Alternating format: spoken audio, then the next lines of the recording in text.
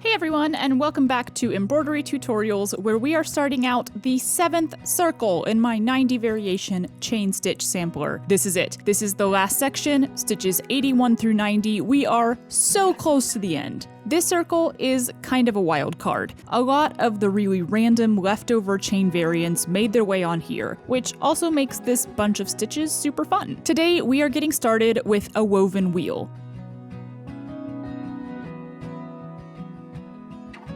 Now this is not a stitch I do a lot, but it is a very popular one for creating roses and floral embroidery. I'm just gonna mix it up a little and bring in that chain element by turning it into a lazy daisy woven wheel. So instead of straight stitches as the 5-pronged base, we are going to do lazy daisies on each one. Then we start right in the center between two of the petals and come up with our weaving thread. You can use any size or weight of thread for woven wheels, but I highly recommend going heavier or you will spend ages wrapping and wrapping and wrapping before making any headway. I'm using a cotton pearl for this one. And of course, it's really just that simple motion of over one petal, under the next one as you move around the circle. The more you pack your floss together, the more height you'll get to the wheel. You can do more prongs on these wheels too, as long as you have an uneven number.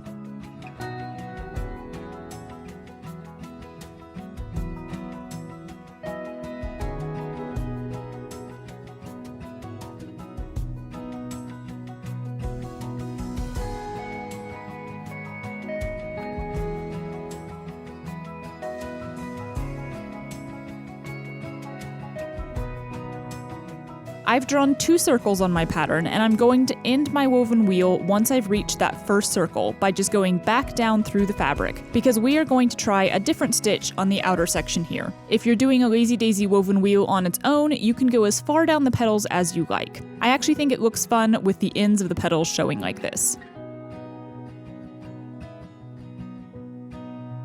Now for the second part, we are going to switch to a lazy daisy ribbed spider wheel, which some people also call a ribbed spider web or just a spider wheel, usually some combo of those words. To do the lazy daisy version, you would once again just use the lazy daisy stitches in the place of the straight stitches that are the norm. And of course, we already have ours here, so we will pick up where we left off with some new thread. This time I'm using regular floss, but all 6 strands. So the pattern here is to go under the petal, then loop around and go under it a second time. This wraps the thread around each petal, making a raised rib-like look.